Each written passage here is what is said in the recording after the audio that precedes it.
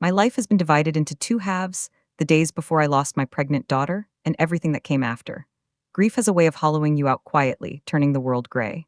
The only small comfort I found was in routine, like slipping a few dollars every week to the quiet homeless man who sat outside the library. He never asked. He only nodded gently in gratitude. But one evening, as I placed the money in his hand, he didn't let go. His fingers tightened softly around mine, and he slipped me a folded note. I opened it, and my heart stopped. It said, "You've been too generous to me. Don't go home tonight. Stay somewhere else. By tomorrow, you'll know why." I thought he was delusional or dangerous, but when the truth finally surfaced, I realized he had just saved my life and exposed a secret I never saw coming. My name is Beatrice Langford, and I am 61 years old, and ever since the day I lost my pregnant daughter, the world has looked permanently faded, like someone drained the color out of life and never returned it. Mornings arrive, nights pass, but grief has no clock. It sits quietly inside the chest, heavier some days than others, but always there. People say time heals, but time only teaches you how to hide the pain better. Some days she finds herself setting an extra plate at the table before remembering there's no one left to fill it. Her house echoes differently now. Every corner, every chair, every framed photo whispers reminders of a future that never arrived. And yet somehow, she keeps breathing not out of strength, but out of routine. To survive the emptiness, she built little rituals, the gentlest of them being her weekly visits to the old library downtown. It was quiet there, the kind of quiet that didn't accuse or pity. The scent of aging paper, the steady turning of pages, the low murmur of distant conversations, it all wrapped around her like a soft blanket. She didn't always read. Sometimes she simply sat by the window and watched people pass by, imagining stories for them so she wouldn't have to face her own. The library didn't ask her to move on. It simply gave her space to exist without explanation. Every time she went, she noticed him, the same homeless man sitting near the entrance, bundled beneath worn layers, his eyes tired but strangely gentle. He never asked for money, never held a sign. He simply nodded politely whenever someone looked his way, like a man apologizing for taking up space. The world stepped over him daily, but there was still a softness in his gaze that grief immediately recognizes, the look of someone who has also lost everything. She saw it in him. And maybe he saw it in her too. One day, without thinking, she slipped a few small bills into his hand. He didn't lunge for them or show gratitude. He simply bowed his head slightly and whispered, "Thank you," as though she had given him dignity instead of cash. After that, it became part of her ritual: library, window seat, and a quiet offering placed gently into weathered hands. She never asked his story. He never asked her. Their silence became a language of its own, built on mutual understanding that both of them were surviving something unseen. Over time, they began acknowledging each other with small gestures: a nod, a faint smile, a shared glance that said, "I see you." There was nothing dramatic or cinematic about it, just two broken souls recognizing each other across the noise of the world. He never took advantage of her kindness. He never asked for more. And somehow that made her trust him even more. In a world that had already taken so much, this tiny thread of human connection felt like the only thing still tied to warmth. But while this quiet understanding grew, another truth gnawed at her. Her son-in-law had become strangely distant. Calls were shorter. Visits felt rehearsed. His eyes never quite settled on hers anymore. Sometimes she'd catch him staring at her house like it was a problem he needed to solve. She blamed grief at first. People change when loss enters a room. But this felt different, calculated, hollow. And the more she noticed it, the colder her home began to feel. Days blended into weeks, and life became a careful dance between coping and suspicion. The air around her felt thicker, like the world was holding its breath. She couldn't explain it, just a quiet heaviness that followed her into every room, into every dream. Sometimes intuition whispers before danger arrives. Sometimes grief sharpens awareness instead of dulling it. Whatever the reason, she felt it. Something unseen was circling her life. And soon, she would discover it wasn't grief she needed to fear anymore, it was true. One cool evening, she followed the same quiet ritual she always did: a short walk to the library, a few minutes spent pretending life still made sense, and a gentle slip of folded cash into the worn hand waiting by the door. But this time, something felt different. His eyes searched hers a little longer than usual, like he was struggling to speak without sound. She tried to pull her hand away after the money touched his palm, but instead of releasing her, his fingers tightened, not painfully, but urgently, like a man clinging to the last edge of a cliff. For a brief moment, fear flickered through her chest, but there was something pleading in his gaze, something that didn't feel threatening at all, only desperate. He didn't say much, just whispered her usual thank you, but his grip didn't loosen. Slowly, carefully, he slipped something small and folded into her palm. A crumpled note. Then he looked around nervously, as though the shadows themselves were listening. His voice trembled when he finally spoke, telling her to read it only when she was safely away. She walked inside the library in a daze, the paper burning in her palm like a secret that didn't want to be kept. Part of her wanted to throw it away. Another part already knew she couldn't. Sitting alone at a back table, she finally unfolded the note with shaking hands. The handwriting was rough and uneven, but the message was painfully clear. It begged her not to go home that night to stay anywhere else and promised that by tomorrow she would understand why. Her heart raced. Fear slid cold down her spine. She looked toward the entrance, half expecting him to be gone, and he was. The chair where he always sat now sat empty, like the warning itself had erased him.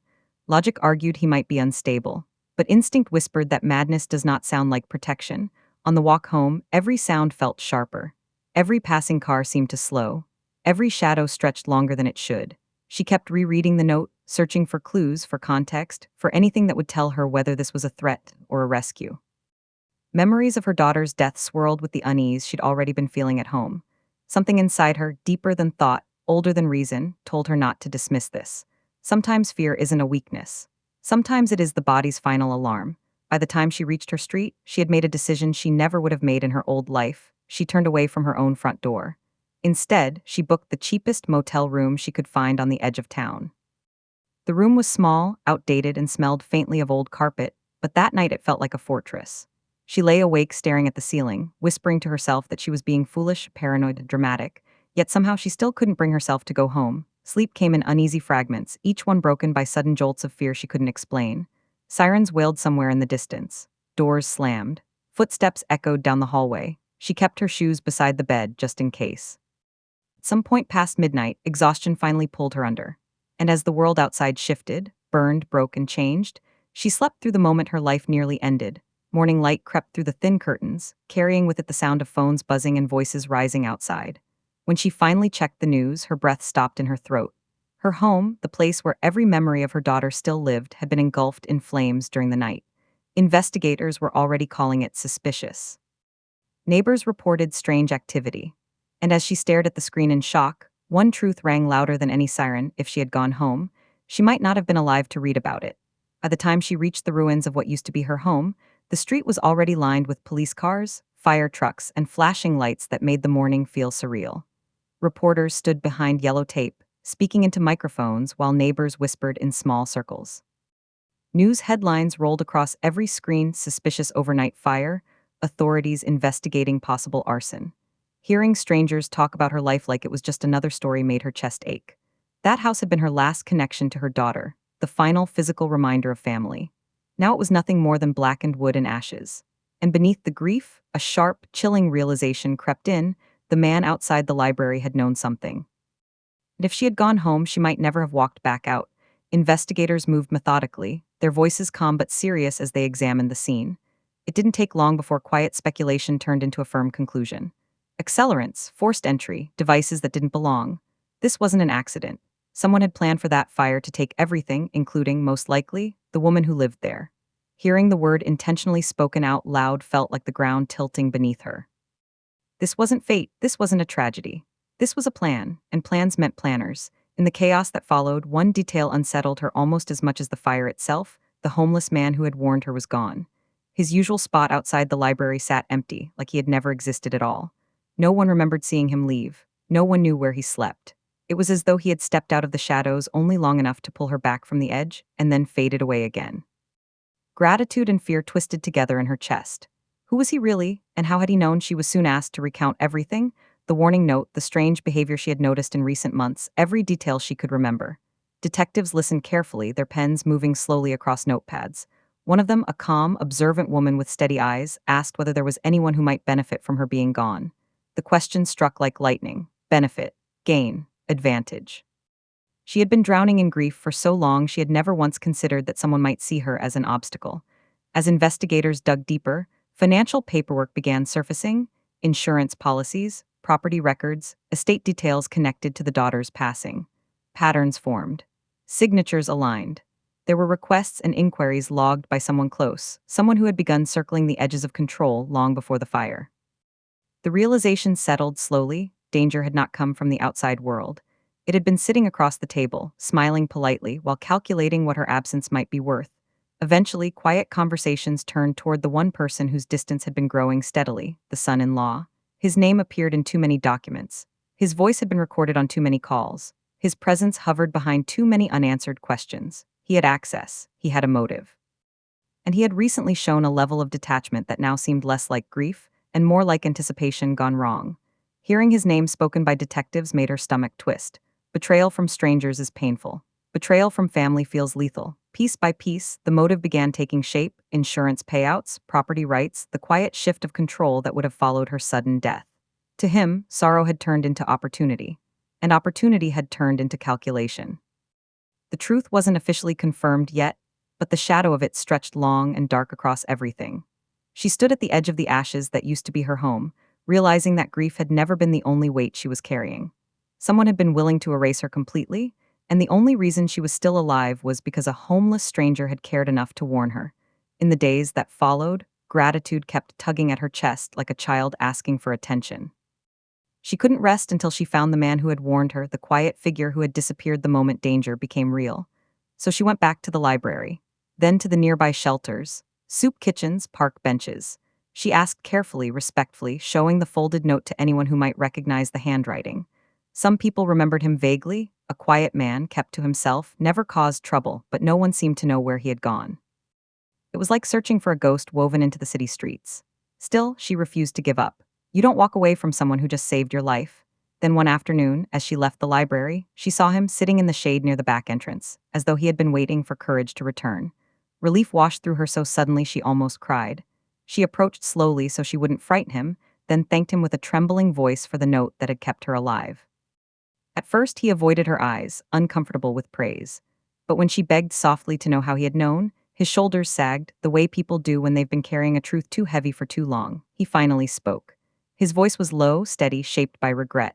Before losing everything, he had once worked in building maintenance, long hours, quiet jobs, tasks that kept him invisible. That's where he had crossed paths with her son-in-law, who frequently visited one of the offices he serviced. Over time, he overheard conversations, guarded at first, then careless, about finances, insurance, and what would happen if certain people were gone. At the time, he tried to dismiss it as dark humor. But as details kept aligning, it stopped sounding like a joke. One evening, he overheard enough to piece the puzzle together: the property, the payouts, the financial freedom that would follow a tragedy. He didn't know names then. But when he later saw the woman from the library and overheard the same familiar voice speaking to her on the phone one afternoon, dread struck him cold. The plan wasn't abstract anymore. It had a target. And that target was the woman who had been quietly feeding him small kindness for months. He carried the warning for days before finally forcing himself to act. He admitted that he had kept an eye on her house from afar, not stalking, not intruding, simply watching in fear that the plan he'd overheard might one day shift into motion. When suspicious activity began around the property, his panic spiked. He knew authorities might not believe a homeless man with no formal proof. So he did the only thing he could: he warned her directly, hoping she would trust the kindness between them more than the uncertainty of his story. His voice cracked when he apologized for frightening her. He had only wanted to keep her breathing. She took everything straight to the detectives, who listened far more carefully than she expected. They verified details from building records, security logs, phone metadata, and financial trails already under quiet review. One by one, the pieces aligned with his story: the voices, the names, the transactions. The detective who had been patiently following the case looked at the woman who had nearly died and assured her that the truth had finally found its witness. This wasn't hearsay anymore. It was testimony, backed by evidence hiding in plain sight. Eventually, the investigation reached the point of no return. Interviews were scheduled, warrants signed, and the son-in-law finally sat across from professionals who didn't accept charm as an answer. Questions became statements. Statements became facts, and facts became a mirror he couldn't escape.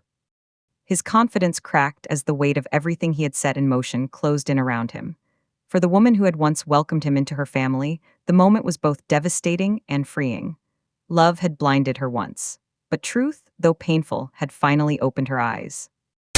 If you're still here with me, hit like and subscribe. Your support means so much, and what happens next will stay with you long after the story ends. The detectives worked quietly but relentlessly, gathering threads until the full picture could no longer be denied. Digital traces, financial calls, surveillance footage, every piece aligned with the story the homeless man had reluctantly brought into the light. The attempted destruction of her home wasn't random. It wasn't accidental. It had been a carefully planned removal disguised as tragedy. Hearing the findings didn't feel victorious. It felt heavy, like relief mixed with heartbreak. Because the truth, when it finally arrives, doesn't always heal right away. Sometimes it first confirms your worst fears before slowly stitching you back together. But there was one undeniable reality now. She hadn't imagined the danger. She had escaped it by a single handwritten note. Soon, the investigation crossed the line from suspicion into prosecution. Papers were filed. Interviews became formal statements. The person who once sat across her dinner table now sat across from investigators instead, forced to answer questions he could no longer charm his way past. There were no dramatic confessions, just undeniable evidence and the quiet collapse of a plan built on greed. She didn't attend every meeting or hearing, her heart had endured enough. But she knew justice had begun moving, slow and steady, like a train that could no longer be stopped. Her next mission was simple but sacred. She had to thank the man who saved her life. When she found him again, sitting quietly on the same worn bench, she didn't hold back. She took his hands and wept, not the loud grief of funerals, but the soft gratitude that shakes through your bones. He seemed almost uncomfortable receiving thanks, saying he had only done what was right. But she knew the truth. Many people see danger and look away. Many people convince themselves it isn't their place. He had risked disbelief, humiliation, even trouble just to keep a grieving woman safe. She offered him food, clothes, a little more money, but all of it felt painfully small compared to the life he had handed back to her through a single folded note. Gratitude filled the spaces where fear once lived. Over time, he finally shared his own story. Before the streets, he had a life, a job, a small apartment, a wife he adored. Then tragedy struck fast and mercilessly. Illness took the woman he loved, bills swallowed everything else, and grief pushed him into the margins of the world where people stopped being seen. Hearing this, she felt a deep ache, different grief, same hollow echo. He confessed that when he saw her at the library, he recognized the look in her eyes because it was the same one he carried in his reflection. That shared pain created a silent thread between them, one that eventually became the reason he couldn't stay quiet when danger circled her life. Kindness, it turned out, had been traveling in both directions all along. She wanted to change his life completely, buy him a home, rewrite his story overnight, but she also knew dignity is fragile. So instead of treating him like a project, she treated him like a human being. With his consent, she connected him to services that respected his privacy, helped him get new identification, and worked quietly with local shelters and programs to secure stable housing and counseling. Progress was slow, real healing always is, but step by step he began to rebuild. Not because someone rescued him, but because someone finally stood beside him.